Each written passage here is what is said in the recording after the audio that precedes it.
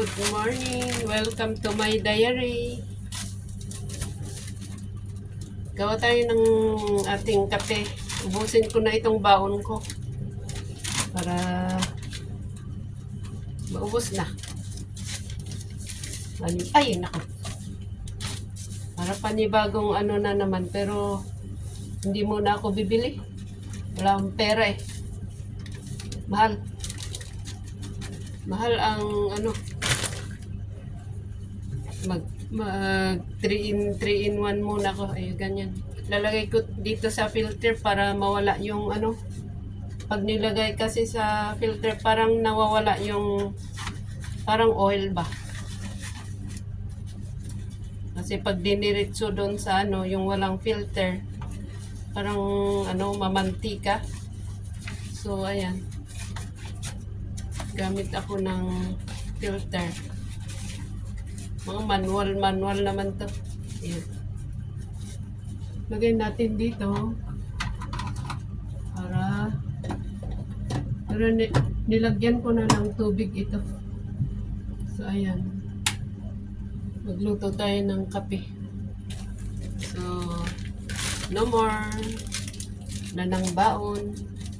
Bukas, ano na, 3 in 1 ng kape ko. Minsan, nag-i-instant din yung ano, instant na hindi 3 in 1. Maraming salamat pala sa ano. Nako, nakalimutan ko na naman yung ngipin ko sa ano, hindi ko dala. Maraming salamat sa nagsusubscribe, nag-review sa aking simpleng, hindi pala, kalimutan ko palang naisaksak. Ayun na po, ano ba yan? Ayan na.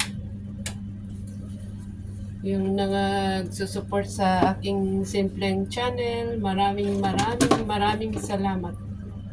Ayan. Bili ako ng tinapay. Simpleng tinapay lang naman.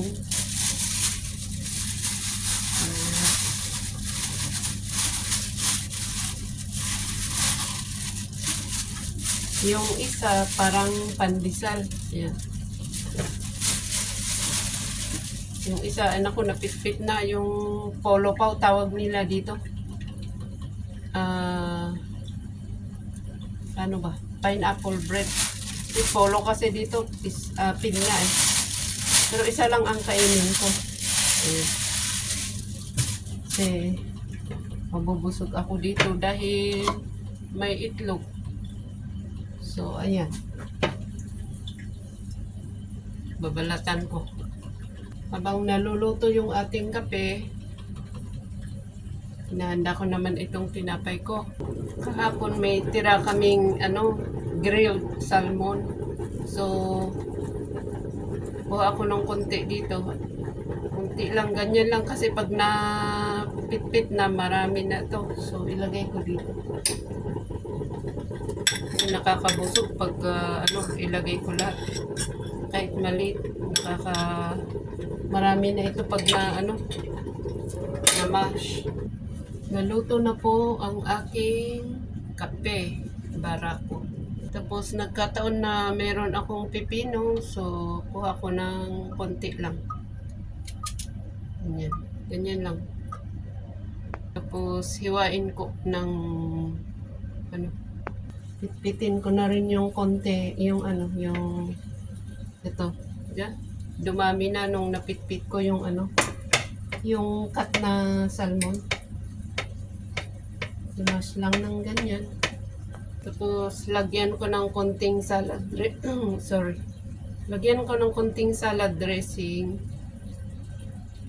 Ganyan lang siya. Ayaw kong gumamit ng madami.